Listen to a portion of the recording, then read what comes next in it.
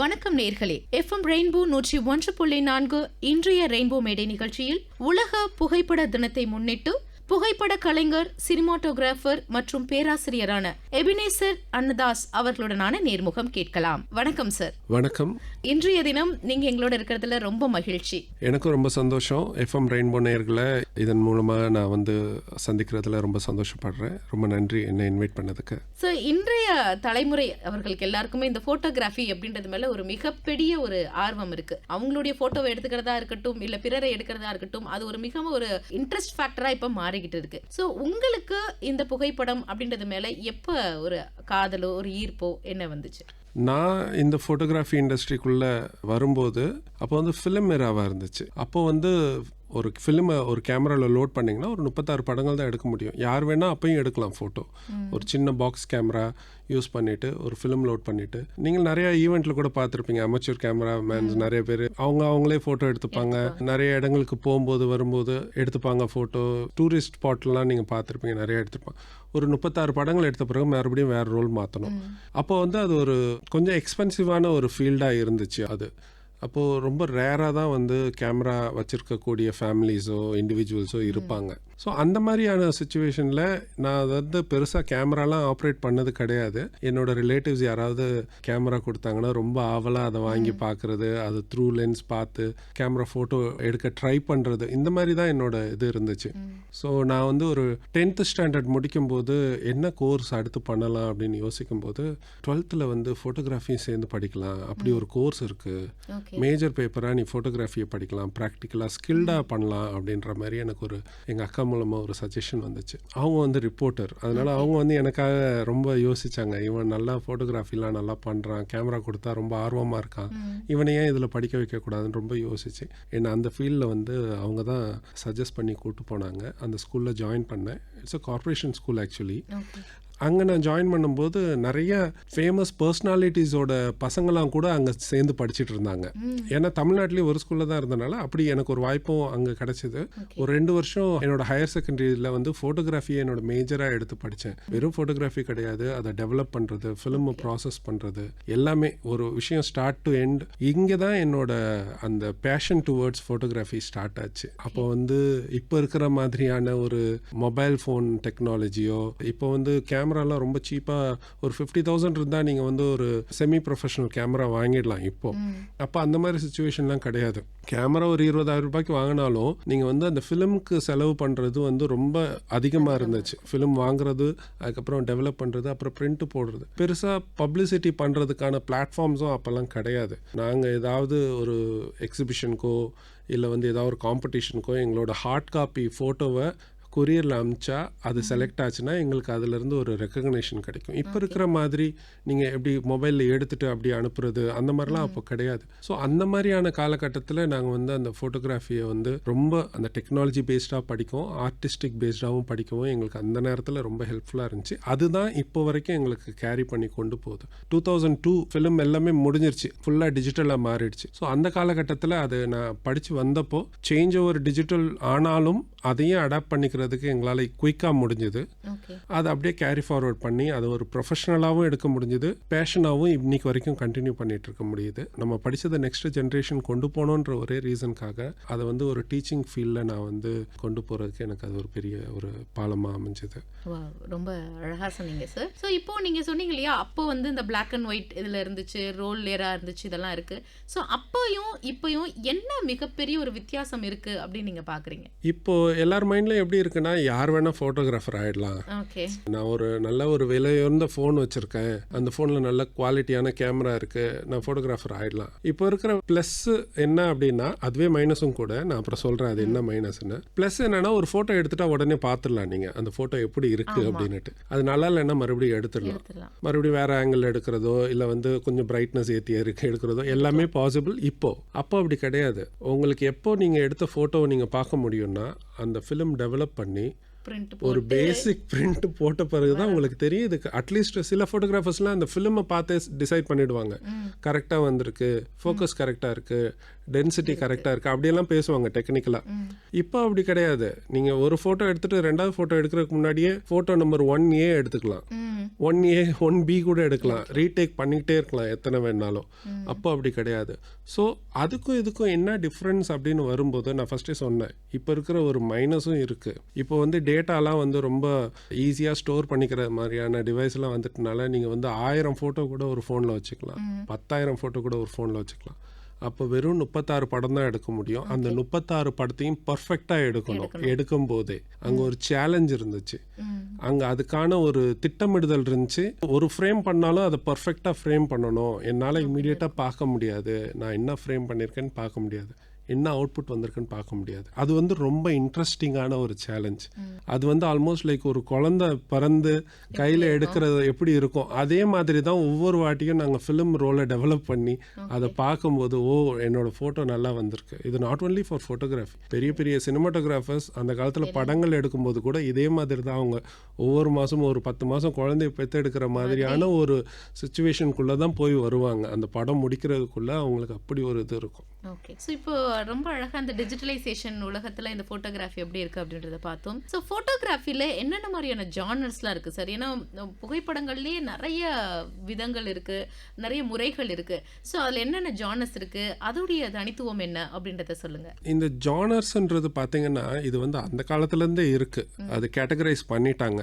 Travel ஃபோட்டோகிராஃபின்னு ஒரு genre இருக்குது, wild life ஃபோட்டோகிராஃபின்னு ஒரு ஜானர் இருக்குது, அண்ட் தென் பேர்ட்ஸ், அதெல்லாம் வைல்ட் லைஃப்குள்ளே அடங்கிடும். Landscape photography, portrait, people photography, candid photography. போர்ட்ரேட்ஸ்லாம் அந்த காலத்தில் ரொம்ப அதிகமாக பேசப்பட்ட ஃபுட் ஃபோட்டோகிராஃபி. இப்போல்லாம் ரொம்ப ட்ரெண்ட் வந்து ஃபுட் ஃபோட்டோகிராஃபி.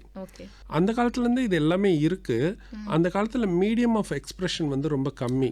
அதோட டெலிவரி வந்து பிரிண்ட் மீடியா மட்டும்தான் இருந்துச்சு. அப்போ எதர் வீக்லி மேகசினாக இருக்கலாம், இல்லை வந்து டெய்லி நியூஸ் பேப்பர்ஸாக இருக்கலாம். ஃபோட்டோகிராஃப் வேணும் அப்படின்னா ஒரு ஃபோட்டோகிராஃபரை அப்ரோச் பண்ணி அவங்க எடுத்தாகணும். டாக்குமெண்ட்ரி ஃபோட்டோகிராஃபி இருக்குது. நீங்கள் ஜேர்னலிஸ்ட்லாம் பார்த்தீங்கன்னா முன்னாடிலாம் ஒரு ரிப்போர்ட்டர் ஒரு ஃபோட்டோகிராஃபர் தான் எல்லா இடத்துலையும் பார்க்க முடியும். இப்போ இருக்கிற காலகட்டத்தில் எப்படி ஆயிடுச்சுன்னா ஆல் இன் ஒன் ஆயிடுச்சு. ஒரு ரிப்போர்ட்டர் போகிறாங்கன்னா அவங்களே ரிப்போர்ட் பண்ணுற மாதிரி ஆகுது, அவங்களே ஃபோட்டோ எடுக்கிற மாதிரி. அதே மாதிரி தான் எல்லா இடத்துலையும் இப்போ வந்து மீடியம் நிறைய இருக்கிறனால எல்லா ஜானர்ஸும் வெளியில் தெரிய ஆரம்பிச்சிருச்சு மக்களுக்கு. ஜானர்ஸ்ன்றது பிளென்ட்டியாக இருக்குது.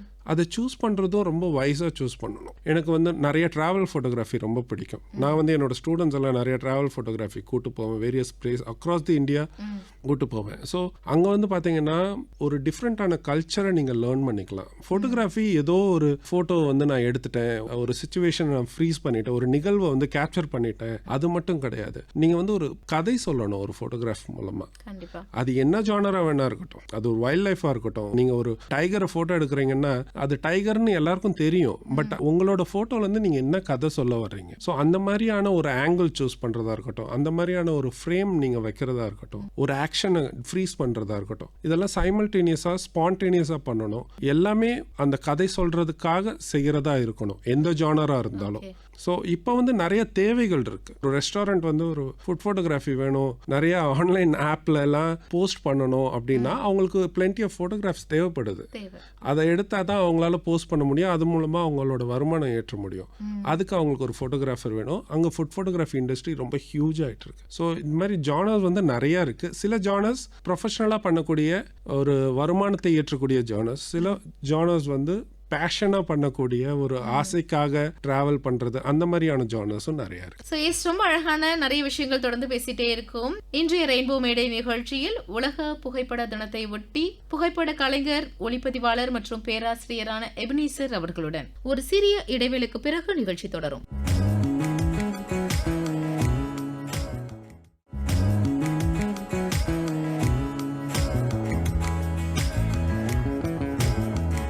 ஸோ குறிப்பாக வந்து இதில் ஒரு 2 ஜானர் வந்து கேட்கணும்னு சொல்லி ஆசைப்பட்றேன் சார். ஒன்று வந்து இந்த விளையாட்டு புகைப்படம்னு சொல்லக்கூடியது. ஏன்னா ஸ்போர்ட்ஸில் இப்போது ஸ்டாட்டிக்காக இருக்க ஒரு விஷயத்துக்கு நீங்கள் ஃபோக்கஸ் பண்ணி அந்த ஃப்ரேம் எடுத்து அதை கிளியராக கொடுக்கறது ஒன்று இருக்குது. இன்னொன்று மூமெண்ட்லேயே இருக்கிறதுக்கு எந்த மாதிரியான நுணுக்கங்களை பயன்படுத்தி ஒரு விஷயத்தை வந்து ஃப்ரீஸ் பண்ணுவீங்க, இல்லை எதை வச்சு அந்த புகைப்படம் அருமையாக வந்திருக்கு அப்படின்றத நிர்ணயிப்பீங்க? ஸோ ஸ்போர்ட்ஸ் ஃபோட்டோகிராஃபின்றது பார்த்தீங்கன்னா டெக்னிக்கலி ரொம்ப ஸ்கில்லாக இருக்கணும் ஃபஸ்ட்டு. அது ரொம்ப நம்ம என்ன கேமரா ஆப்ரேட் பண்ணுறோம், என்ன லென்ஸ் யூஸ் பண்ணுறோம், இந்த மாதிரி விஷயங்கள்லேருந்து ஆரம்பித்து ஒவ்வொரு ஸ்போர்ட்ஸ்க்கான டெக்னிக்கல் ரிக்குவயர்மெண்ட்ஸ்னு ஒன்று இருக்குது. நம்ம வந்து ஒரு கிரிக்கெட் ஷூட் பண்ணுறோம், இல்லை வந்து ஒரு கபடி ஷூட் பண்ணுறோம், எனி ஸ்போர்ட். இப்போ கிரிக்கெட்டில் வந்து என்னோட மெயின் டார்கெட் வந்து ஒரு பாலாக இருக்கும், ஒரு பேட்ஸ்மேனாக இருப்பார். அவர் வந்து என்கிட்ட இருந்து ரொம்ப தூரத்தில் தான் நிற்பார். வேற ஒரு கபடியோ இல்லை ஒரு ஆர்ச்சரி பர்சனோ இல்லை வேற ரொம்ப கிட்ட இருப்பாங்க, அவங்களுக்கு நான் தூரம் போக தேவையில்லை. ஸோ அங்கே வந்து டெக்னிக்கல் ஸ்பீக்ஸ் மோர். நான் என்ன கியர்ஸ் யூஸ் பண்ணுன்ற டிசைட் பண்ணுறதுலேருந்து அந்த ஸ்கில் வந்து மேண்டேட்ரியாக தேவை. ஒரு ஃபோன் வச்சுட்டு நான் வந்து ஒரு பேட்ஸ்மேனோட ஹிட்டை வந்து நான் ஷூட் பண்ணிட முடியாது. அங்கே எனக்கு வந்து நல்ல ஹை ரேஞ்ச் உள்ள டெலிஃபோட்டோ லென்ஸ் வேணும். அப்படி இருந்தால் மட்டும்தான் தூரத்தில் இருக்கிற ஒரு பேட்ஸ்மேனை என்னால் ரொம்ப தூரத்துலேருந்து அவரோட ஒரு க்ளோஸ்அப் ஷாட்டோ அவரோட ஆக்ஷன் ஷாட்டோ இல்லை பேட் அண்ட் பால் மட்டும் ஒரு க்ளோஸ்அப் வேணும். ஸோ அதுக்கேற்ற கியர்ஸ் எனக்கு வேணும். எனக்கு டெக்னிக்கல் நாலேஜ் நிறையா இருக்கணும் அந்த விஷயத்துக்கு. இன்னொரு விஷயம், ஸ்போர்ட்ஸை பற்றி நான் தெரிஞ்சிருக்கணும். கிரிக்கெட்டே தெரியாமல் என்னோட கேமரா எடுத்துட்டு அந்த கிரவுண்டில் நின்னேன்னா ஐ எம் லூசர். அங்கே கிரிக்கெட் தெரிஞ்சிருக்கணும், பால் எங்கேருந்து போடுவாங்க, அந்த பேட்ஸ்மேன் இந்த மாதிரி நின்னார்னா அந்த பால் எந்த பக்கம் போகுது, அந்த ஐடியா லெவல் வரைக்கும் எனக்கு தேவை.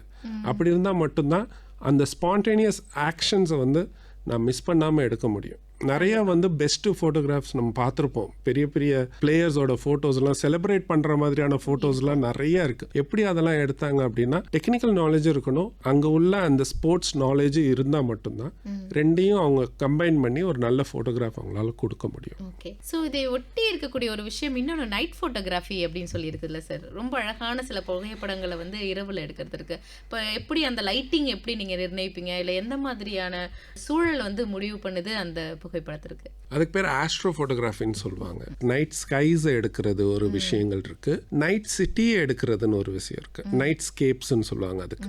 ஸோ ஆஸ்ட்ரோ ஃபோட்டோகிராஃபி வேற, நைட் ஸ்கேப்ஸ் வேற. சிட்டி எடுக்கிறது ரொம்ப ஈஸி. நம்ம ஃபோட்டோகிராஃப் பண்ணுறோம் அப்படின்னாலே ஃபோட்டோகிராஃபிக்கு முக்கியமான தேவை வந்து லைட். ஸோ ஃபோட்டோன்றது மீனிங்கே வந்து லைட்டு தான். கிராஃபின்னா வரைகிறது, எழுதுறது, எப்படி வேணால் நீங்கள் அதை எடுத்துக்கலாம். Painting with light R writing with light தான் ஃபோட்டோகிராஃபி.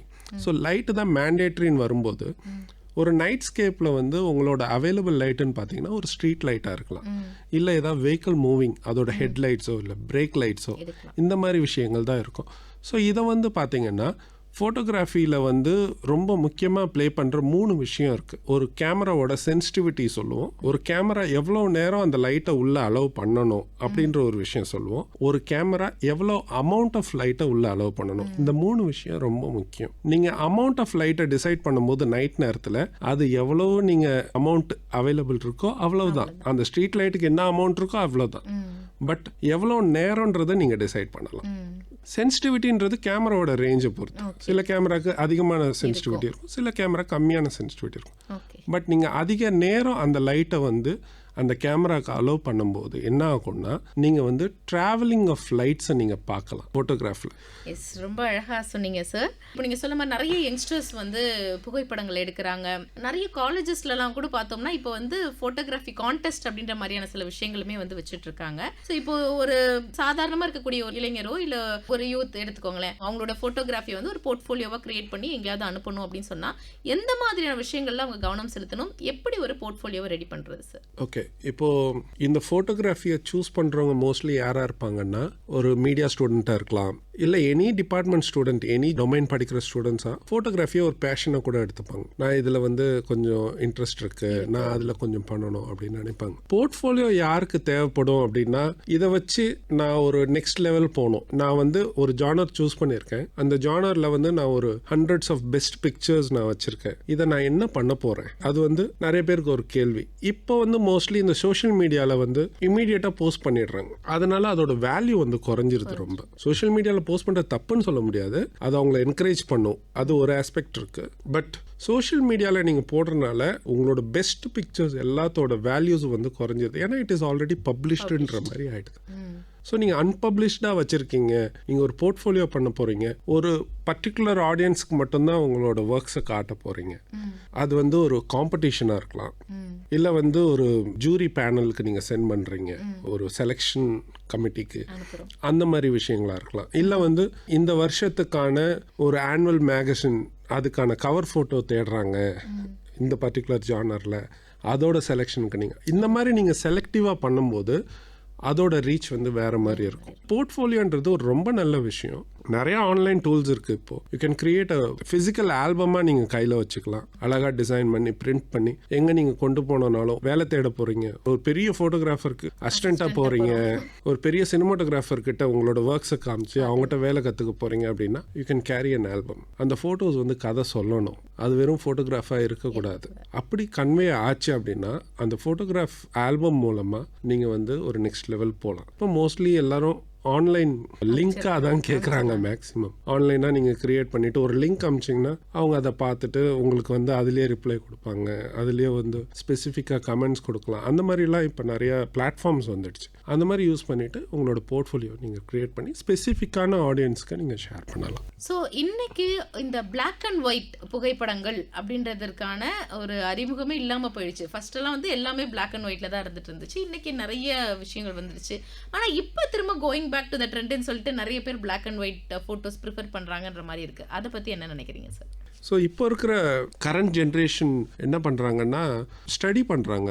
சிலர்லாம் வந்து பார்த்தீங்கன்னா இப்போ ரீசெண்டாக ஒரு twin lens reflex camera, new camera launch பண்ணியிருக்காங்க இப்போ ரீசெண்டாக. எதுக்காகனா அந்த லெகசியை நாங்கள் மறுபடியும் கொண்டு வரோம். ட்வின் லென்ஸ் ரிஃப்ளெக்ஸ்ன்றது ஒரு கேமரா.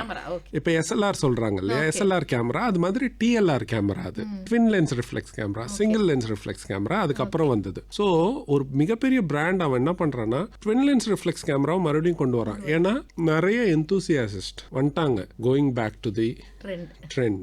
அந்த காலத்தில் எப்படி ஃபோட்டோகிராஃப்ஸ் எடுத்தாங்க அது ஒரு தேடல் ஆயிடுச்சு இப்போ. அதனால அந்த மாதிரி பழைய எஸ்எல்ஆர் கேமராஸ், டிஎல்ஆர் கேமராஸ்ல தேவையான ஃபிலிம்ஸ் எல்லாம் மேனுஃபேக்சரிங் பண்ண ஆரம்பிச்சிட்டாங்க. ரொம்ப எக்ஸ்பென்சிவா இருக்கு, பட் ஸ்டில் அதெல்லாம் எக்ஸ்ப்ளோர் பண்ணி பார்க்க ஆரம்பிச்சிட்டாங்க. அந்த ஃபிலிம்ஸ் வாங்கி மறுபடியும் அந்த பழைய பிளாக் அண்ட் ஒயிட் ஃபோட்டோகிராஃப்ஸ் எடுத்து அதை வந்து நம்மளே டெவலப் பண்ணி அப்படியே என்லார்ஜரில் போட்டு பிரிண்ட் பண்ணி அதை ஒரு பெரிய சக்ஸஸாக செலிப்ரேட் பண்ணுறாங்க. ஏன் அப்படின்னா இப்போ இருக்கிற மொபைல் ட்ரெண்டும் டிஎஸ்எல்ஆர் மிரர்லெஸ் ட்ரெண்டும் அவங்களுக்கு அந்த ஒரு ஹாப்பினஸை கொடுக்க மாட்டேங்குது. அது ஒரு மிகப்பெரிய ஒரு பொக்கிஷம் மாதிரி எடுத்துட்டு மறுபடியும் திரும்ப கொண்டு வராங்க ஜஸ்ட் டு செலிப்ரேட். இந்த மாதிரிலாம் இருந்துச்சு, அதில் ஒரு மோகம் வந்துடுச்சு இப்போ இருக்கிற ஜனங்களுக்கு. அந்த மாதிரிலாம் நம்ம மறுபடியும் போய் ட்ரை பண்ணலாம். ஈவன் காலேஜஸில் அதெல்லாம் கொண்டு வந்துட்டு இருக்காங்க. மறுபடியும் வெறும் டிஜிட்டலாகவே போயிட்டு இருக்கீங்க, போங்க பழைய கேமரா எடுத்து ஒரு ஃபிலிம் வாங்கி ஷூட் பண்ணுங்க, பசங்களுக்கு எக்ஸ்ப்ளோர் பண்ண கொடுங்க அப்படின்ற அளவுக்கு இப்போ காலேஜஸ் கூட என்கரேஜ் பண்ண ஆரம்பிச்சிட்டாங்க. இப்போ நானும் அந்த மாதிரி ஒரு விஷயம் ட்ரை பண்ணிட்டு இருக்கேன். ஃபிலிம் யூஸ் பண்ணி எப்படி எல்லாம் இருந்துச்சுன்னு லைவ் டெமோவா ஸ்டூடெண்ட்ஸ் காட்டலான்ற வரைக்கும் நானும் இப்போ என்னோட ஸ்டூடெண்ட்ஸ்க்கு ட்ரை பண்ணிட்டு இருக்கேன் அந்த விஷயம்.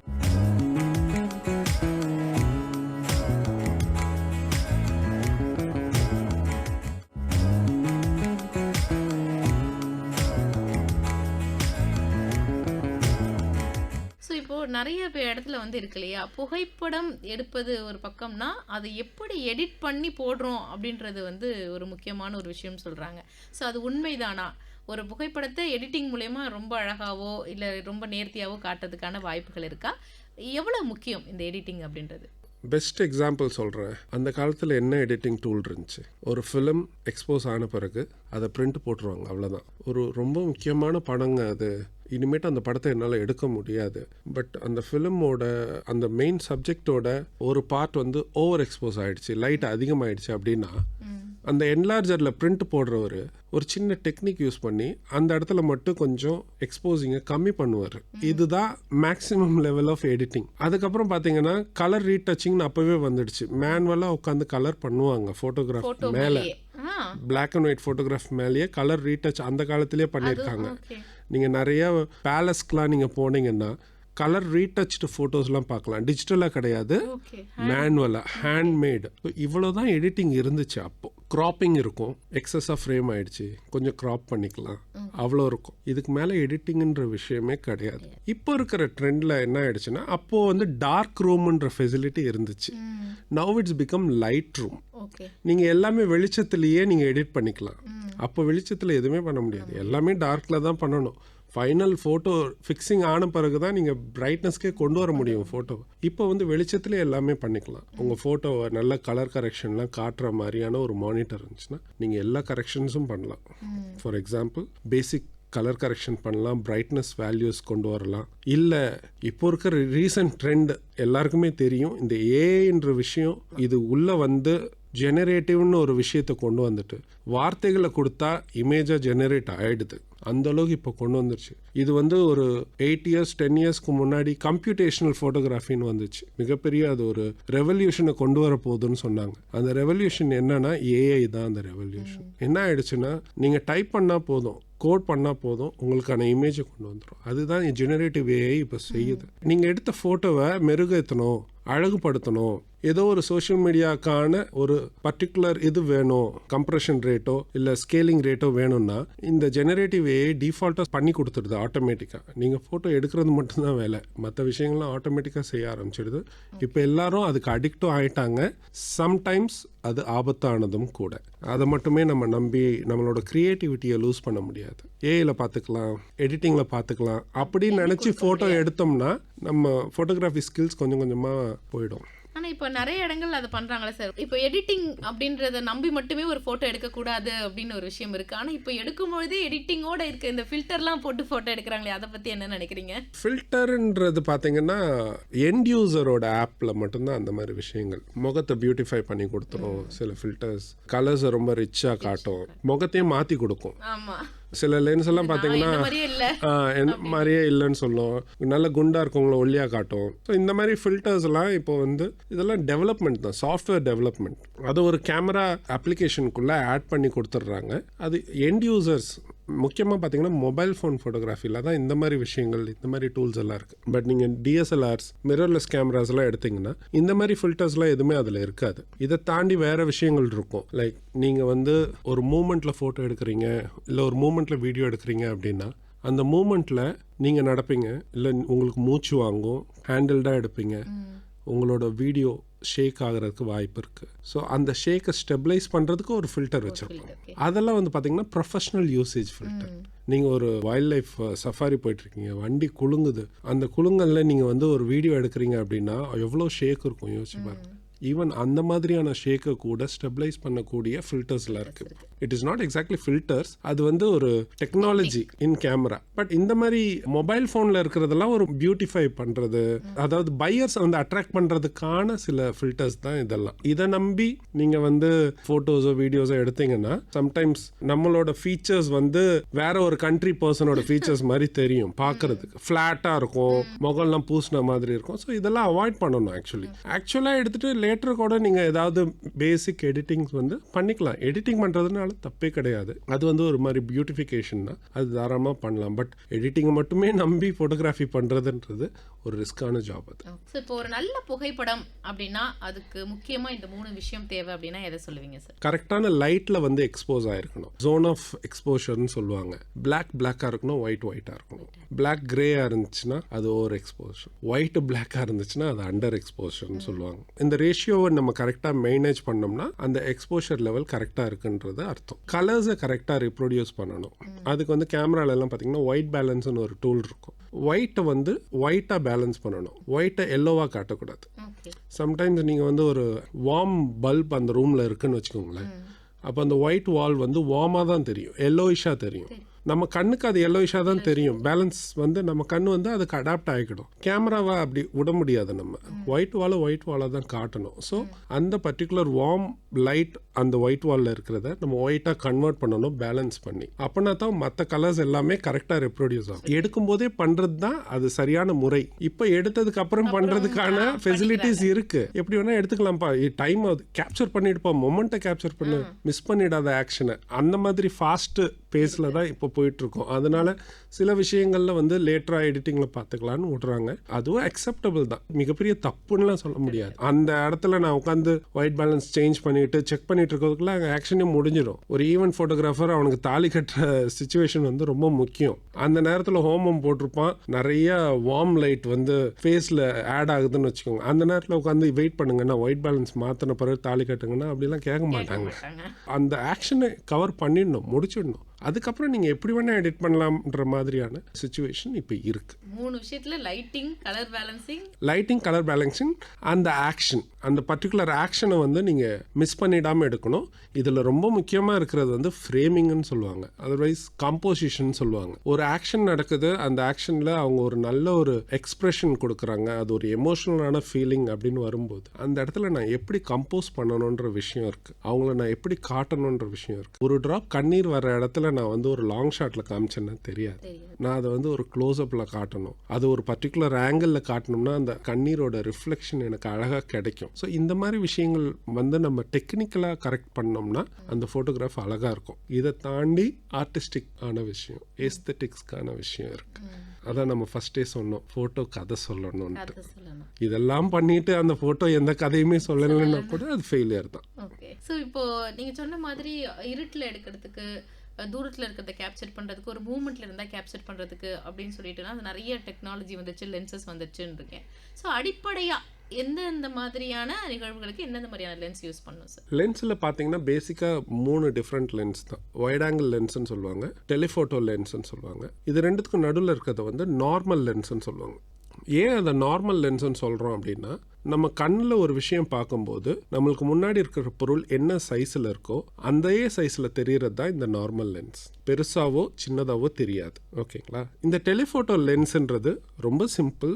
அதோட பார்வையை சுருக்குது, அதோட ஆங்கிள் ஆஃப் கவரேஜை வந்து கம்மி பண்ணி ஒரு பர்டிகுலர் ஒரு வைடான ஒரு விஷயத்துலேருந்து ஒரு பர்டிகுலரான ஒரு விஷயத்தை மட்டும் பார்க்கறது தான் டெலிஃபோட்டோ. வைடுன்றது அதே ஆப்போசிட், வைடான ஒரு கவரேஜ் உள்ள விஷயத்த பார்க்குது. ஒரு வைல்ட் லைஃப் ஃபோட்டோகிராஃபிக்கு போகிறீங்க, அங்கே வந்து ஒரு வைட் ஆங்கிள் லென்ஸ் வச்சுட்டு போனீங்கன்னா நீங்கள் வெறும் லேண்ட்ஸ்கேப் மட்டும்தான் எடுத்துகிட்டு வருவீங்க. தூரத்தில் நடந்து வர்ற புலியோட ஆக்ஷன் உங்களுக்கு கிடைக்காது. ஒரு எக்ஸ்ட்ரீம் லாங் ஷாட்டில் ஒரு புலியோட ஆக்ஷன் எடுக்கணும்னா பாசிபிள் கிடையாது, அதை வந்து ஒரு டெலிஃபோட்டோ லென்ஸில் தான் எடுக்கணும். ஸோ அதே மாதிரி பேர்ட்ஸ், ஒரு பேர்ட் வந்து ஒரு தண்ணியிலேருந்து டேக் ஆஃப் ஆக போகுது, அது வந்து அப்படி அந்த வாட்டர்லாம் ஸ்பிளாஷ் பண்ணிட்டு பறக்கும். அந்த ஸ்பிளாஷ் பண்ணுற துளிகளை வந்து அந்த ட்ராப்லெட்டாக நீங்கள் காட்டணும். அதுக்கு ஒரு டெக்னிக் இருக்குது. கேமராவில் ஹை ஷட்டர் ஸ்பீடில் எடுக்கணும், நல்ல டெலிஃபோட்டோ லென்ஸ் வேணும், ஃபோக்கஸ் கரெக்டாக பேர்ட் மேலே இருக்கணும். ஸோ இந்த 3 விஷயம் கரெக்டாக பண்ணிங்கன்னா அந்த ஆக்ஷனை நீங்கள் ஃப்ரீஸ் பண்ணலாம். ஸோ இந்த மாதிரி லென்சஸை வந்து வைஸாக யூஸ் பண்ணணும். ஒரு லேண்ட்ஸ்கேப்பு ஆர்கிடெக்சர்லாம் எடுக்கிறீங்க அப்படின்னா வைட் லென்ஸ் போகலாம். பீப்புள் எடுக்கிறீங்க அப்படின்னா இந்த 50mm லென்ஸ்ன்னு சொல்லுவாங்க, நார்மல் லென்ஸ். ஏன் அப்படின்னா அவங்களோட ஆக்சுவல் ஃபீச்சர்ஸை ஆக்சுவல் சைஸில் காட்டும். பெருசாக ஒன்று சிலர் சொல்லுவாங்க, என்னை வந்து குண்டா காமிச்சிட்டாங்க, என்னை ஒல்லியாக காமிச்சிட்டாங்க அப்படின்னு. இதெல்லாம் லென்ஸ் யூசேஜை பொறுத்து.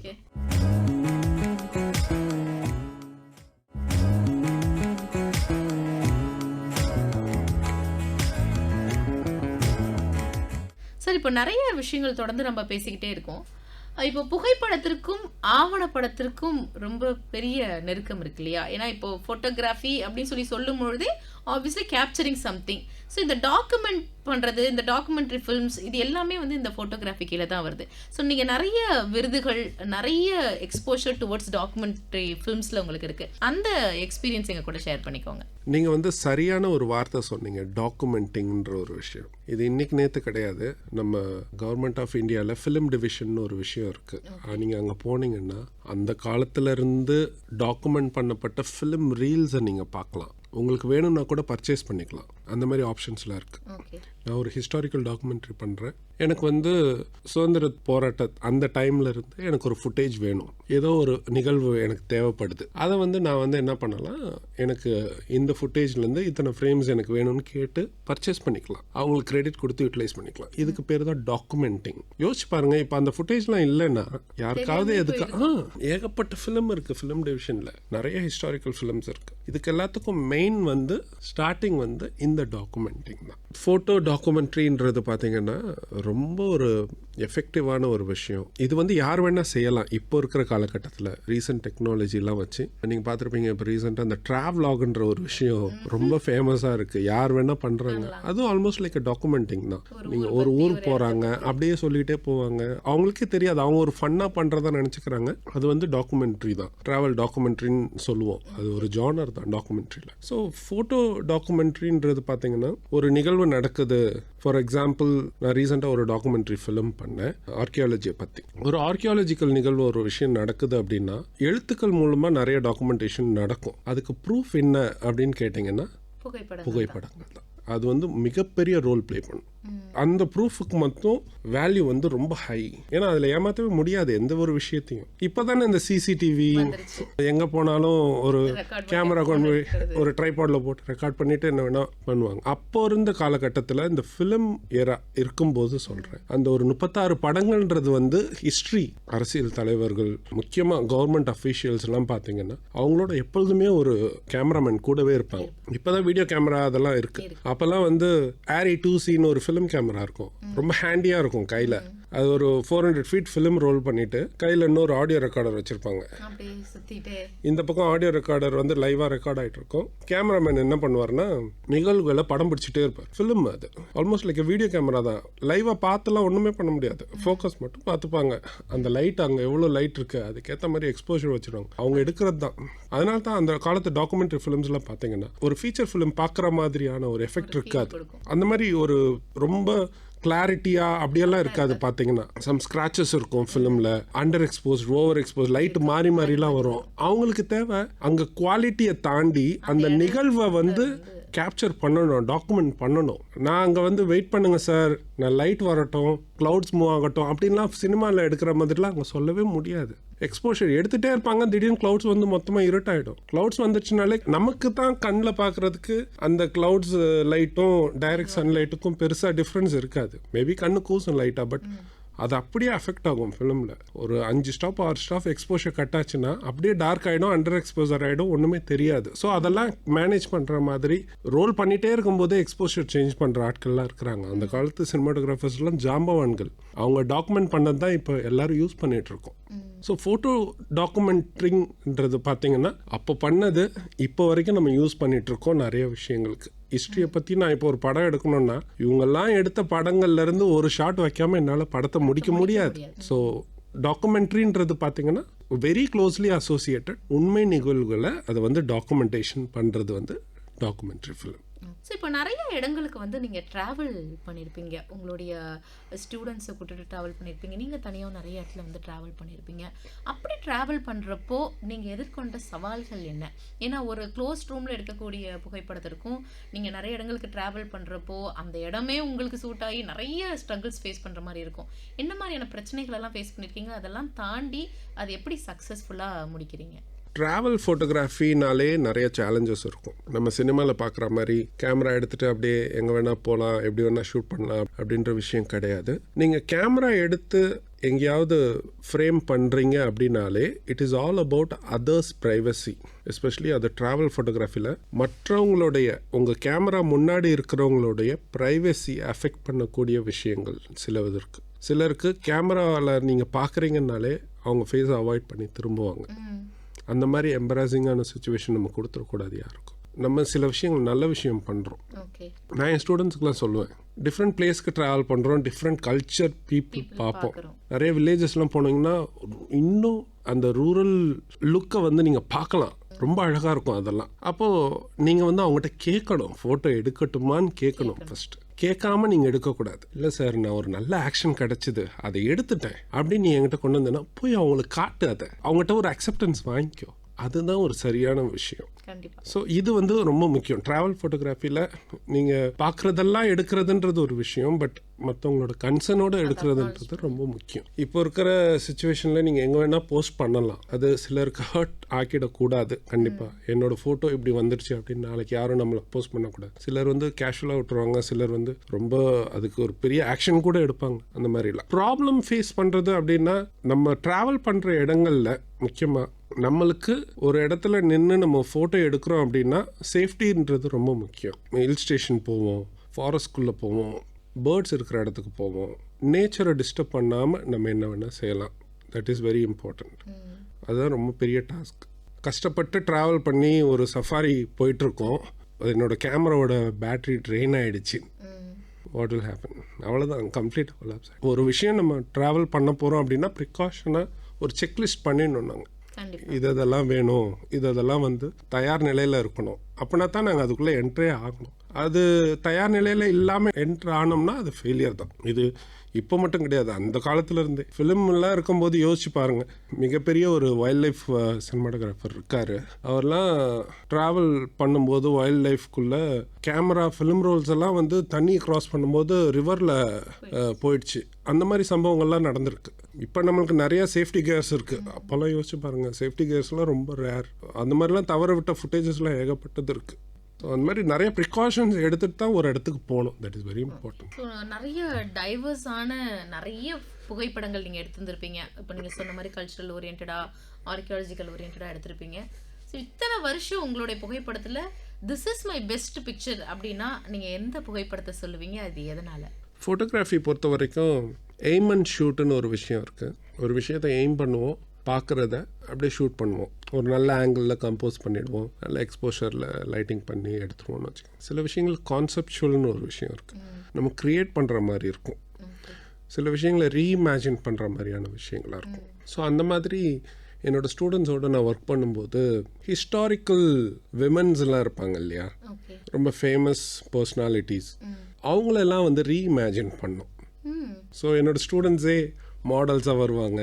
அந்த பழைய ஃபோட்டோகிராஃப்ஸில் இருக்கிற மாதிரியே காஸ்டியூம்ஸு, மேக்கப், ப்ராப்ஸ் எல்லாமே பிளான் பண்ணுவாங்க. பேக்ரவுண்டாக இருக்கட்டும், ஃபோர்க்ரவுண்ட் ப்ராப்ஸாக இருக்கட்டும், எல்லாமே லைட்டிங் கூட மேட்ச் பண்ணுவாங்க. ஸோ இந்த மாதிரி விஷயங்கள் பண்ணும்போது ரொம்ப இன்ட்ரெஸ்டிங்காக இருக்கும், ஸ்டூடெண்ட்ஸ்க்கு ஒரு லேர்னிங்காக இருக்கும். இது வந்து ரொம்ப ஒரு சம்பவம் எனக்கு ரொம்ப பிடிச்ச ஒரு புகைப்படங்கள். 5-6 பேரோட ரீக்ரியேட் பண்ணோம். ரொம்ப ஹிஸ்டாரிக்கல் பிக்சர்ஸை வந்து ரீக்ரியேட் பண்ணி இப்போ கூட எங்கள் காலேஜ் வாலில் பார்த்தீங்கன்னா அந்த பிக்சர்ஸை வச்சுருப்போம் நாங்கள்.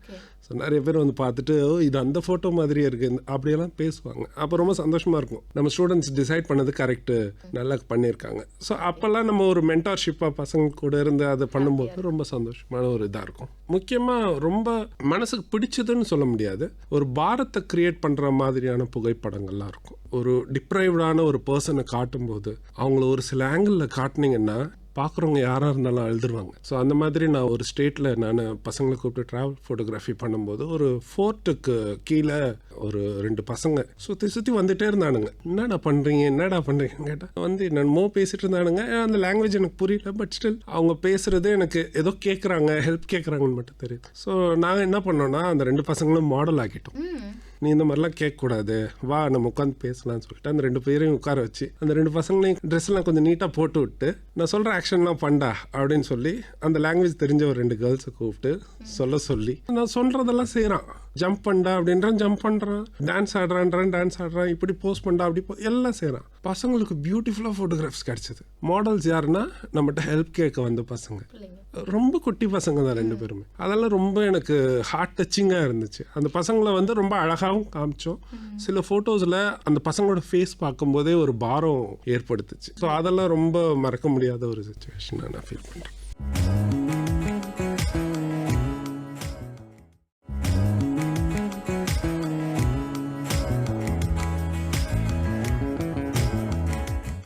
இப்போ புகைப்படம் அப்படின்றது வந்து ஒரு ப்ரொஃபஷனாக எடுத்துக்கிறதுக்கு எந்த அளவுக்கு வந்து சாத்தியம் இருக்கு? ஏன்னா எல்லாருமே படின்னு சொல்லக்கூடிய நேரங்களில் இப்போ எனக்கு புகைப்படத்தின் மேலே விருப்பம் இருக்குது, ஆர்வம் இருக்குது அப்படின்னா அதை நான் ஒரு ப்ரொஃபஷனாவோ கெரியராவோ எடுத்துக்கலாமா? இதுக்கான வேலை வாய்ப்புகள் எப்படி இருக்கு? இது வந்து ரொம்ப முக்கியமான கேள்வி. இப்போது கரண்ட் இதில் நிறைய ஜாப் ஆப்பர்ச்சுனிட்டிஸ் தேவைப்படுது யங்ஸ்டர்ஸ்க்கு.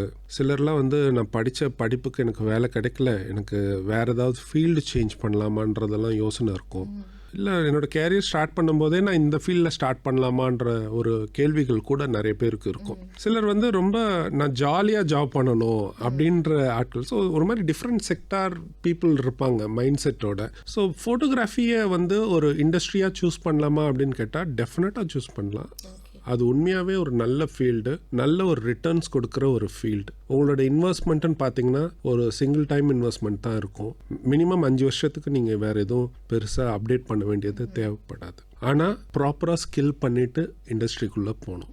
இப்போ நிறைய கோர்சஸ்லாம் இருக்குது, சின்ன கோர்சஸ் இருக்கும். ஒரு 3 months கோர்ஸு, 6 months கோர்ஸு, பேசிக்காக உங்களை ஸ்கில் பண்ணிக்கலாம். அப்புறம் ஏதாவது ஒரு யூனிட்டோட சேர்ந்து குரூப்பாக நீங்கள் ஒர்க் பண்ணலாம். நிறைய ஈவெண்ட் கவரேஜ் ஒர்க் பண்ணலாம். முக்கியமாக இந்த ஃபுட் ஃபோட்டோகிராஃபி ப்ராடக்ட் ஃபோட்டோகிராஃபிலாம் பார்த்தீங்கன்னா இ-காமர்ஸ்ன்ற ஒரு விஷயம் வந்ததுலேருந்து இந்த ப்ராடக்ட் ஃபோட்டோகிராஃபின்றது ரொம்ப பெரிய ஒரு இண்டஸ்ட்ரியாக இருக்குது. 4 கிளைண்ட்டை நீங்கள் பிடிச்சா போதும், நான் ஃபோட்டோகிராஃப் பண்ணி தரேன், இப்போ ஃபோட்டோகிராஃபி இவ்வளோ தான் நான் சார்ஜ் பண்ணுறேன், உங்களுக்கு எல்லா வெப்சைட்டுக்கான ஃபோட்டோகிராஃபரையும் நான் கொடுத்துருவேன். அந்த மாதிரி நீங்கள் கிளைண்ட்டை பிடிச்சி அப்ரோச் பண்ணிங்கன்னா அவங்க இன்ட்ரடியூஸ் பண்ணுற ஒவ்வொரு ப்ராடக்ட்டுக்கும் உங்களை தான் கூப்பிடுவாங்க. நீங்கள் ஒவ்வொரு முறையும் நீங்கள் போய் ஃபோட்டோ எடுத்து நீங்கள் கொடுத்தீங்கன்னா நீங்கள் இ-காமர்ஸ் ஃபோட்டோகிராஃபர் ஆகிடுவீங்க.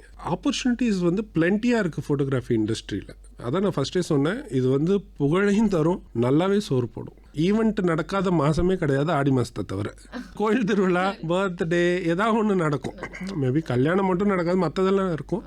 ஸோ உங்களுக்கு ஈவெண்ட் இல்லாத நாட்களே கிடையாது. நீங்கள் பெஸ்ட்டாக பண்ணிங்கன்னா பெஸ்ட்டாக இருக்கும் உங்களோட இன்கம். இப்போ ரொம்ப ட்ரெண்டு பார்த்தீங்கன்னா இந்த pre wedding shoot, post wedding ஷூட்டெல்லாம் பார்த்தீங்கன்னா ஸ்டோரி சொல்கிறாங்க. இப்போது வெறும் ஷூட் கிடையாது, நிறைய ஸ்டோரிஸாக பண்ணுறாங்க. ஃபேமிலி மெம்பர்ஸ் எல்லாம் இன்வால்வ் பண்ணி ஸ்டோரி க்ரியேட் பண்ணுறாங்க, ஃபிலிம் மாதிரி கொண்டு போகிறாங்க. இதெல்லாம் ரீசன்ட் ட்ரெண்டு. ஸோ இந்த மாதிரி விஷயங்களை படிக்கும் போதே கற்றுக்கிட்டு, அது 3 months கோர்ஸாக இருக்கலாம், 6 months கோர்ஸாக இருக்கலாம், இல்லாட்டா நீங்கள் ஒரு யூஜி கோர்ஸில் மீடியா ஸ்டடீஸ் பண்ணுறவங்களா கூட இருக்கலாம். பட் படிக்கிற விஷயத்த ரொம்ப கவனம் எடுத்து அதில் வந்து ஜஸ்ட் படிக்கிறது மட்டும் வேலையாக வச்சுக்காம உங்களை ஸ்கில் பண்ணிக்கிட்டீங்க அப்படின்னா அந்த ஃபீல்டில் நீங்கள் கண்டிப்பாக எக்ஸல் பண்ணலாம். ஸோ என்னோட வாழ்த்துக்கள். எஃப்எம் ரெயின்போ நேயர்களுக்கு சர்வதேச புகைப்பட தின நல்வாழ்த்துக்கள். Thank you so much sir. இன்னைக்கு இந்த நிகழ்வில் நிறைய விஷயங்கள் எங்களோட பகிர்ந்துக்கிட்டீங்க. இந்த நிகழ்ச்சிக்கு வந்தமைக்கு ரொம்ப நன்றி. நன்றி மேடம், தேங்க்யூ. நேயர்களே, இதுவரை நாம் கேட்டது உலக புகைப்பட தின சிறப்பு நிகழ்ச்சி. உரையாடியவர் பேராசிரியர், புகைப்பட கலைஞர் மற்றும் ஒளிப்பதிவாளரான திரு எபினேசர் அவர்கள். உடன் உரையாடியவர் RJ மீனா அவர்கள்.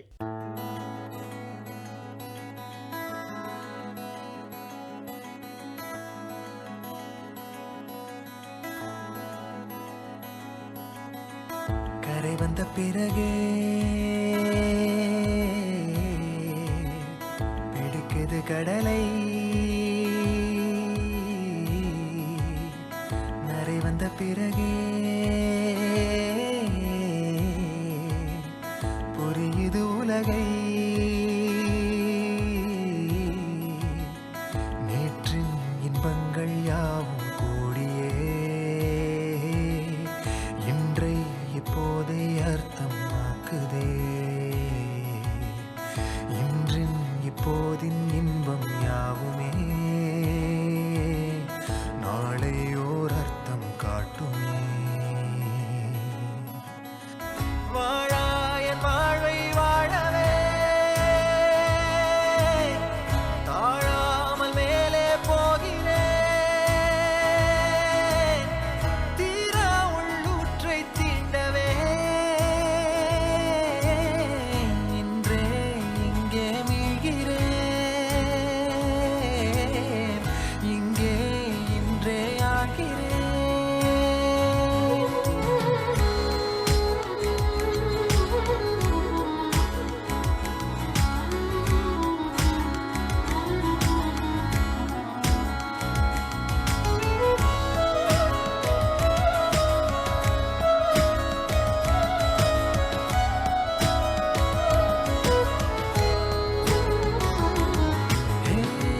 யாரோ போல் நான் என்னை பார்க்கிறேன், ஏதுமில்லாமலே இயல்பாய் சுடர் போல் தெளிவாய். நானே இல்லாத ஆழத்தில் நான் வாழ்கிறேன், கண்ணாடியாய் பிறந்தே காண்கின்ற எல்லாமும் நான் ஆகிறேன். இரு காலின் இடையிலே உரசும் பூனையாய் வாழ்க்கை போதும் அடடா, எதிர்காணும் யாவுமே தீண்ட தூண்டும் அழகா. நானே நானாயிருப்பேன், நாளில் பூராய் வசிப்பேன், போலே வாழ்ந்தே சலிக்கும் வாழ்வை மறுக்கிறேன்.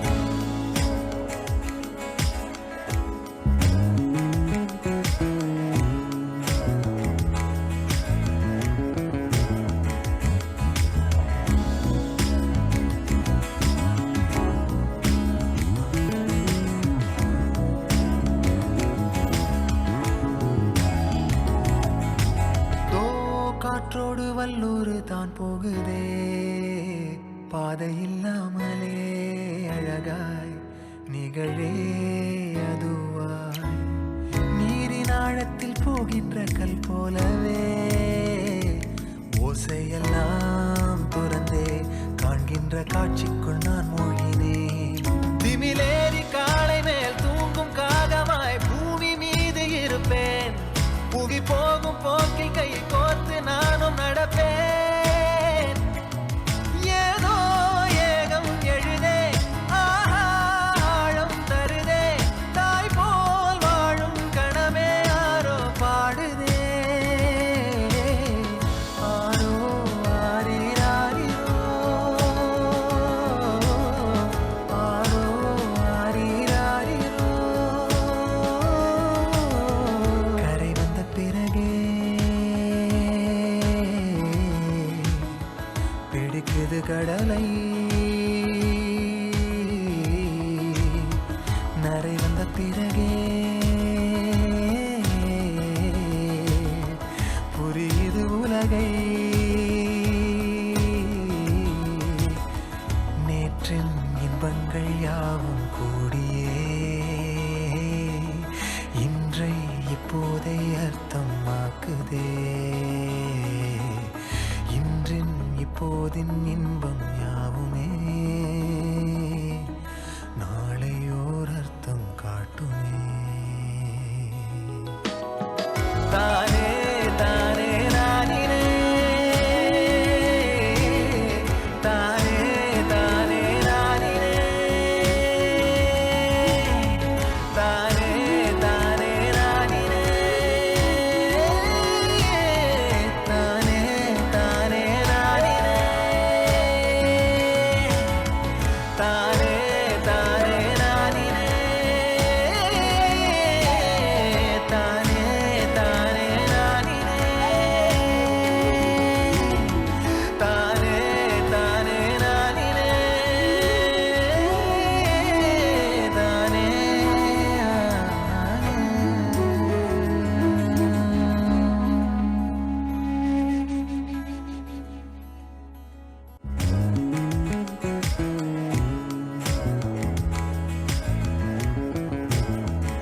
ஸோ இப்போ நிறைய புகைப்படங்கள் வருது இல்லையா? ஸோ கண்ணா பின்னான்னு சொல்லிட்டு சோஷியல் மீடியாவில் வந்து பல புகைப்படங்களை வந்து அப்லோட் பண்ணுறது இந்த மாதிரியான விஷயங்கள்லாம் இருக்குது. ஸோ அதை பற்றி நீங்கள் என்ன நினைக்கிறீங்க சார்? ஃபஸ்ட்டு வந்து நான் எடுத்த ஃபோட்டோஸை நான் அப்லோட் பண்ணுறேன்னா அது என்னோட டெசிஷன் சொல்லலாம். நான் ஏற்கனவே சொன்ன மாதிரி வேற யாரையாவது நான் எடுத்து அது வந்து ஒரு தப்பான புகைப்படமாக இருந்துச்சுன்னா அது சோஷியல் மீடியாவில் பப்ளிக்காக போடுறது தப்பு. ஃபஸ்ட்டு எடுக்கிறதே தப்பு. ஒரு டிப்ரைவ்டான ஒரு பர்சனை காமிச்சிட்டேன், எடுத்துட்டேன், ஓகே, கன்சர்னும் வாங்கிட்டேன், அதை வச்சு நான் செலிப்ரேட் பண்ணுறது வந்து அது வந்து ஒரு தப்பான விஷயம். ஸோ இந்த மாதிரி விஷயங்கள் சிலர் வந்து என்ன பண்ணுறாங்கன்னா ரேண்டமாக ஃபோட்டோகிராஃப்ஸை வந்து ஷேர் பண்ணுறாங்க. அந்த ஃபோட்டோகிராஃப்க்கும் அவங்களுக்கு சம்மந்தமே இருக்காது, அது உண்மையான்னு கூட தெரியாது, உண்மையானு கூட தெரியாது. ஸோ ரேண்டமாக அது வந்து இப்போ நிறையா அந்த மாதிரி நடக்குது. சிலர் வந்து ஏஐ கிரியேஷன் சொல்லிடுவாங்க, சிலர் வந்து இது உண்மை, அந்த மாதிரி நிறைய கான்ட்ரவர்ஷிஸ்லாம் நிறையா கிரியேட் ஆகுது. ஒரு செக்யூரிட்டி இல்லாத ஒரு சோஷியல் மீடியா பிளாட்ஃபார்ம்ஸாக மாறிட்டு இருக்கு. எதுவாக இருந்தாலும் சரி, ஒரு இண்டிவிஜுவலாக நான் ஒரு சோஷியல் மீடியாவில் நான் போஸ்ட் பண்ணுறதுக்கும் ஒரு குரூப்பில் போய் நான் போஸ்ட் பண்ணுறதுக்கும் டிஃப்ரென்ஸ் இருக்குது. நான் வந்து மற்றவங்களுக்கு அக்சஸ் கொடுக்குறேன். நான் ஒரு குரூப்பில் போட்டேன்னா என் ஃபோட்டோ யார் வேணால் பார்த்துக்கோ, யார் வேணால் பார்த்துக்கோன்றது மட்டும் கிடையாது, அவன் யூஸ் பண்ணிக்கிட்டாலும் உங்களால் கேட்க முடியாது. ஏன்னா அது பப்ளிக் ஃபோரமில் இருக்குது, அதை அவன் எப்படி வேணால் யூஸ் பண்ணிக்கலாம். So you should have a limitation. நீங்கள் லிமிட் பண்ணிக்கோங்க. அதனால தான் நான் சொல்கிறேன், நீங்கள் வந்து உங்களோட ஆடியன்ஸை சூஸ் பண்ணுங்கள். Don't throw it on the public wall. Public வாலில் நீங்கள் கொண்டு போய் போட்டிங்கன்னா அது யார் எப்படி வேணால் யூஸ் பண்ணலாம். உங்க புகைப்படங்கள் யாருக்கு சேரணும் அப்படின்றத டிசைட் பண்ணிக்கோங்க. நீங்கள் முடிவு பண்ணுங்க, தப்பே கிடையாது. நீங்கள் டிசைட் பண்ணீங்கன்னா அவங்களுக்கு தான் போகுது. அது கண்டிப்பா அதன் மூலமாக உங்களுக்கு வந்து ஒரு நல்ல ரெக்கக்னேஷன் வரும். அந்த மாதிரி பிளாட்ஃபார்ம்ஸ் நிறையா இருக்குது, நிறைய சொசைட்டிஸ் இருக்குது, நிறைய கிளப்ஸ் இருக்குது. இந்த மாதிரி என்கரேஜ் பண்ணுறதுக்குன்னே நிறைய பேர் இருக்காங்க. சென்னையிலேயே வந்து நிறைய ஃபோட்டோகிராஃபி சொசைட்டிஸ்லாம் இருக்குது. எவ்ரி மந்த் அவங்கெல்லாம் வந்து ஒரு ஒர்க் ஷாப் கண்டக்ட் பண்ணுவாங்க, செமினார் கண்டக்ட் பண்ணுவாங்க. ஒரு 3 months ஆர் 6 months ஒன்ஸ் வந்து பார்த்தீங்கன்னா எக்ஸிபிஷன் கண்டக்ட் பண்ணுவாங்க, காம்படிஷன் கண்டக்ட் பண்ணுவாங்க. ஸோ இந்த மாதிரி சலூன்ஸ்லாம் நீங்கள் பார்ட்டிசிபேட் பண்ணீங்கன்னா உங்களோட டைமென்ஷனே வேற மாதிரி ஆகிடும். நீங்கள் சோஷியல் மீடியாவில் போட ஒரு 100 லைக் வந்துச்சுன்னா நீங்கள் ஹாப்பி ஆகுறதுக்கும் ஒரு இன்டர்நேஷ்னல் சலூனில் உங்களோட ஃபோட்டோகிராஃப் 10,000 பேர் 20,000 பேர் அப்ரிஷியேட் பண்ணுறதுக்கும் டிஃப்ரென்ஸ் இருக்குல்ல. ஸோ அதுதான் சார். நிறைய விஷயங்கள் தொடர்ந்து பேசிட்டே இருக்கும். எதையுமே வந்து இப்போ ஃபோட்டோகிராஃபி அப்படின்ற விஷயத்துல நீங்க நிறைய பண்ணியிருப்பீங்க. உங்களுக்கு கிடைத்த மிகப்பெரிய அப்ரிசியேஷன், பாராட்டு, இல்ல நீங்க ரொம்ப இன்ஸ்பயர் பண்ண ஒருத்தவங்க கிட்ட இருந்து உங்களுக்கு கிடைத்தக்கூடிய ஒரு வார்த்தை அப்படின்னா எதை சொல்லுவீங்க? இது நிறைய இருக்குது. என்னோட ஹையர் செகண்டரி மாஸ்டர், நான் ஃபஸ்ட்டு டாக்குமெண்ட்ரி ஃபிலிம் முடிச்சுட்டு அவரை இன்வைட் பண்ணியிருந்தேன். சார் இந்த படம் நீங்கள் பார்க்கணும் அப்படின்னு சொல்லிட்டு. அப்போ அவரால் வர முடியல. ஆனால் என்னோடய ஃபஸ்ட் அவார்டு வாங்கிட்டு அவர்கிட்ட ஃபோன் பண்ணி சொன்னேன், சார் இந்த மாதிரி கிடச்சிருக்கு, ஒரு பிளாட்ஃபார்மில் ஃபிலிம் அப்ரிஷியேட் பண்ணியிருக்காங்க, பெஸ்ட்டு டாக்குமெண்ட்ரியா அப்படின்னு சொல்லும்போது அவர் ரொம்ப சந்தோஷப்பட்டார். அந்த அவார்டை காட்டிலும் அவர் கொடுத்த ஃபீட்பேக்ஸ் வந்து எனக்கு ரொம்ப சந்தோஷமாக இருந்துச்சு. அப்புறம் என்னோடய ப்ரொஃபஸர், காலேஜில் டைரக்ஷன் டிபார்ட்மெண்ட் ப்ரொஃபஸர், அவர் வந்து பார்த்திங்கன்னா நான் படம் ஸ்டார்ட் பண்ணும்போதே சொல்லிட்டேன், நான் இந்த மாதிரி எனக்கு எங்கள் காலேஜில் இப்படி ஒரு ஆப்பர்ச்சுனிட்டி கொடுத்துருக்காங்க, நான் ஒரு ஃபிலிம் ஒன்று பண்ணலான்ட்டு இருக்கேன் அப்படின்னு சொல்லும்போதே எனக்கு நிறைய விஷயம் கைட் பண்ணார். ஏன்னா அவர் டைரக்ஷன் டிபார்ட்மெண்ட்ன்றனால எனக்கு ரொம்ப நல்லா இப்படி பண்ண அப்படி பண்ண நிறைய விஷயம் கைட் பண்ணார். அட் த எண்டு படம் முடித்து அவருக்கு நான் ஸ்க்ரீன் பண்ணி காமிச்சேன். ரொம்ப சந்தோஷப்பட்டார். அதுவும் அவார்ட்ஸ் எல்லாம் வாங்கியிருக்கு அப்படின்னும் போது ரொம்ப ஹாப்பியாக. அந்த மாதிரி நம்மளுடைய டீச்சர்ஸ் நம்மளை அப்ரிஷியேட் பண்ணுறது வந்து நம்மளுக்கு மிகப்பெரிய ஒரு குட்டியாக ஒரு அம்மா அப்படின்னு ஒரு ஃபிலிம் பண்ணியிருந்தேன். கோவிட் வாரியர்ஸ்க்காக அவங்களுக்கு டெடிகேட் பண்ணுற மாதிரியான ஒரு ஃபிலிம் பண்ணியிருந்தேன். அந்த ஃபிலிமோட மெயின் ஹைலைட்டே வந்து மூவிங் வீடியோ கிளிப்ஸ் வச்சு பண்ணாமல் வெறும் ஸ்டில் ஃபோட்டோகிராஃபி வச்சு பண்ணியிருந்தேன். அந்த ஃபிலிம் வந்து Madurai corporation and government of Tamil Nadu appreciate பண்ணி best film and best director award கொடுத்தாங்க. பட் அன்ஃபார்ச்சுனேட்டாக என்னால் அந்த அவார்டு வாங்க போக முடியல. படம் பேர் அம்மான்னு வச்சுருந்தேன். எங்கள் அம்மா அதில் ஒரு வாய்ஸ் கொடுத்துருந்தாங்க. அம்மாக்கான வாய்ஸ் அவங்க தான் கொடுத்துருந்தாங்க. ஸோ அந்த டைம் எங்கள் அப்பாவும் அம்மாவும் மதுரையில் இருந்தாங்க. ஸோ ஆன் பிஹாஃப் கலெக்டர் கையால் அந்த அவார்டு அவங்க 2 பேரும் போய் வாங்கினது வந்து எனக்கு ரொம்ப பெரிய ப்ரௌட் மூமெண்ட். நான் போயிருந்தா கூட அவ்வளோ சந்தோஷப்பட்டிருக்க மாட்டேன். அது வந்து ரொம்ப சந்தோஷத்தை கொடுத்துச்சு. அதெல்லாம் தாண்டி இவங்களுக்கு நான் அந்த ஆர்கனைசர்கிட்ட கேட்டேன், நான் ரிக்வஸ்ட் பண்ணேன். அது அந்த கோவிட் டைம் வேறு ரொம்ப ரெஸ்ட்ரிக்ஷன் பண்ணியிருந்தாங்க. என்னால் வர முடியாது, எங்கள் அம்மா அங்கே இருக்காங்க, நான் வாங்குறதோட அவங்க வாங்கினா எனக்கு ரொம்ப சந்தோஷமாக இருக்கும் அப்படின்னு. ஸோ அது வந்து எனக்கு ரொம்ப பெரிய ஒரு சந்தோஷமான நிகழ்வு. ரொம்ப அழகாக சொல்லிகிட்டே இருக்கீங்க சார். ஸோ இன்றைக்கி உலக புகைப்பட தினம் அப்படின்ற ஒரு நாளை வந்து நம்ம செலிப்ரேட் பண்ணிகிட்டே இருக்கோம். ஸோ இந்த தினத்தில் இப்போ இருக்கக்கூடிய புகைப்பட கலைஞர்களுக்காக இருக்கட்டும், இல்லை ஃப்யூச்சரில் உருவாக்கிட்டு இருக்கக்கூடிய எங்கள் ஜென்ரேஷனாக இருக்கட்டும், அவங்களுக்கெல்லாம் நீங்கள் சொல்லணும்னா என்ன சொல்லுவீங்க? ஃபஸ்ட்டு என்னோட wishes to all photographers across the world. ஏன்னா இன்றைக்கி இன்டர்நேஷ்னல் ஃபோட்டோகிராஃபி டே. இதை ஒவ்வொருத்தரும் ஒவ்வொரு மாதிரி செலிப்ரேட் பண்ணுவாங்க. கேமரா எடுத்துகிட்டு யாருக்கும் தெரியாமல் ட்ராவல் பண்ணுறவங்க இருப்பாங்க. ஒரு பெரிய குரூப் கூப்பிட்டு நம்மெல்லாம் ஒரு ஃபோட்டோகிராஃபியை செலிப்ரேட் பண்ணுற மாதிரி ஒரு ஷூட் பண்ணலாம் அப்படி இருக்காங்க. ஸ்டூடெண்ட்ஸ் பார்த்தீங்கன்னா காலேஜில் ஃபோட்டோகிராஃபி டே செலிப்ரேட் பண்ணுற மாதிரி காம்படிஷன்ஸ், அது இதுன்னு எக்ஸிபிஷன்ஸ் அப்படிலாம் நிறையா நடத்துவாங்க. அஃப்கோர்ஸ் இது வந்து ஒரு செலிப்ரேட் பண்ணக்கூடிய ஒரு விஷயந்தான். நிறைய ஹிஸ்டாரியன்ஸ், நிறைய பேர் சொல்லக்கூடிய மிகப்பெரிய ஜாம்பவான்கள்லாம் இந்த ஃபோட்டோகிராஃபின்ற ஒரு கலையை வந்து அப்படியே கேரி ஃபார்வர்ட் பண்ணிகிட்டே இருந்திருக்கிறாங்க. அது நிறைய டெவலப்மெண்ட்டும் ஆயிருக்கு. ஸோ இதை வந்து செலிப்ரேட் பண்ணக்கூடிய விஷயந்தான். ஏன்னா இப்போ வந்து ஒரு சின்ன பசங்க, ஸ்கூல் பசங்க கூட, ஒரு 5th ஸ்டாண்டர்ட் 6th ஸ்டாண்டர்ட் படிக்கிற பசங்க கூட ஃபோட்டோகிராஃபி மேலே ஆர்வம் காட்டுற அளவுக்கு ஒரு ஜென்ரேஷன் உருவாயிருக்கு. ஸோ இவங்களுக்குலாம் வந்து ஃபஸ்ட்டு நான் என்னோட விஷஸ் சொல்லிக்கிறேன், இன்டர்நேஷ்னல் ஃபோட்டோகிராஃபி டேக்கான விஷஸ். அண்ட் தென் ஃபோட்டோகிராஃபியை வந்து ஏதோ என்கிட்ட எக்யூப்மெண்ட்ஸ் இருக்குது, என்கிட்ட கேமரா இருக்குது, இல்லை என்கிட்ட மொபைல் இருக்குது, அதனால நான் ஃபோட்டோகிராஃபி பண்ணுறேன் அப்படின்ட்டு இல்லாமல் நம்ம என்ன சொல்ல வர்றோம், நம்ம என்ன கம்யூனிகேட் பண்ண போகிறோம் டு அவர் ஆடியன்ஸ். ஜஸ்ட் ஒரு பியூட்டிஃபுல் ஃபோட்டோகிராஃபா, இல்லை ஏதாவது ஒரு கண்டென்ட் ஷேர் பண்ண போகிறோமா, ஒரு ஸ்டோரி சொல்ல போகிறோமா, அதை வந்து முக்கியமாக ஒரு குறிக்கோளாக வச்சுக்கிறது ரொம்ப நல்லது. இந்த டூலை நீங்கள் என்ன பர்பஸ்க்காக யூஸ் பண்ணுறீங்க அது ரொம்ப முக்கியம். நீங்கள் ப்ரொஃபஷ்னலாக நீங்கள் மாறணும்னு நினச்சிங்கன்னா ப்ராப்பராக கற்றுக்கிட்டு உங்களோட ஜானரை நீங்கள் சூஸ் பண்ணுங்கள். எந்த ஜானரில் நீங்கள் போக போகிறீங்கன்றதை டிசைட் பண்ணுங்கள். எல்லாத்துலேயும் நம்ம காலை வச்சோம்னா பெருசாக சக்ஸஸ் பண்ண முடியாது. இப்போ இருக்கிற ரொம்ப முக்கியமான இண்டஸ்ட்ரி பார்த்தீங்கன்னா ஈவெண்ட் ஃபோட்டோகிராஃபி.